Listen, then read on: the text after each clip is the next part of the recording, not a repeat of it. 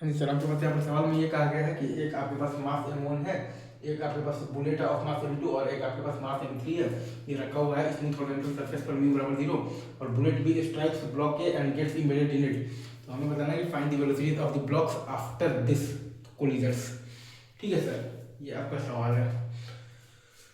तो ड्यूरिंग जो कोलिजन होगा क्या ना सर कि आपके पास इम्पल्सिव फोर्स आ जाएगा। तो टेंशन इम्पल्सिव फोर्स है और ये आपके पास बुलेट और ये ब्लॉक ए के बीच का जो नॉर्मल रिएक्शन फोर्स है वो भी आपके पास बेसिकली इम्पल्सिव फोर्स होगा। तो ये सारी चीज़ों का आपको ध्यान रखना है। ठीक है सर, इजी, आगे बढ़ते जी सर।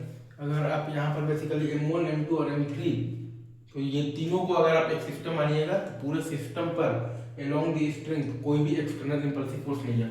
अगर आप m1 m2 और m3 ये तीनों को एक सिस्टम मानिएगा तो पूरे सिस्टम पर along द स्ट्रिंग कोई भी एक्सटर्नल इम्पल्सिव फोर्स नहीं है। मतलब कि आप m1 m2 और m3 ये तीनों के सिस्टम पर आप along द स्ट्रिंग आप लीनियर मोमेंटम कंजर्वेशन लगा सकते हैं। मतलब कि आप m1 m2 और m3 ये तीनों के सिस्टम पर आप along द स्ट्रिंग आप लीनियर मोमेंटम कंजर्वेशन लगा सकते हैं। तो वही काम हम लोगों ने यहाँ पर किया है। तो हमारे पास आया है 0 प्लस m2u और प्लस 0 बराबर m1 प्लस m2 और प्लस m3 इंटू वी। तो वहाँ से v बराबर हमारे पास आ गया है m2u बाई m1 और प्लस m2 और प्लस m3। तो वही काम हम लोगों ने किया है। तो हमारे पास आया है 0 प्लस m2u और प्लस 0 बराबर m1 और प्लस m2 और प्लस m3 इंटू वी।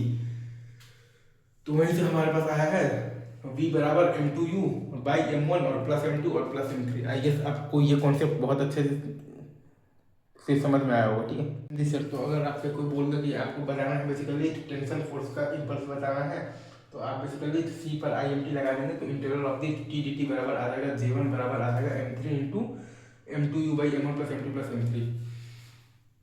तो अगर आपको बेसिकली नॉर्मल फोर्स का इम्पल्स बताना है, राइट सर, J2 तो आ जाएगा आपके पास J2 is equal to integral of the N D T बराबर आ जाएगा आपके पास, अगर आप ध्यान दीजिएगा तो m2u minus m2 into m2u by m1 plus m2 plus m3 easy I M T on B J2 equal to integral of N D T बराबर m2u minus m2 into m2u by m1 plus m2 plus m3।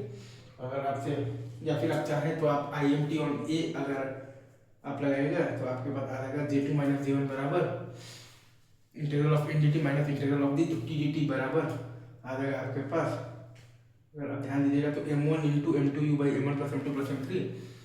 तो वहाँ से आपके पास J1 बराबर आ जाएगा m3 into m2u by m1 plus m2 plus m3 और J2 बराबर आ जाएगा m2u minus m2 into m2u by m1 plus m2 plus m3।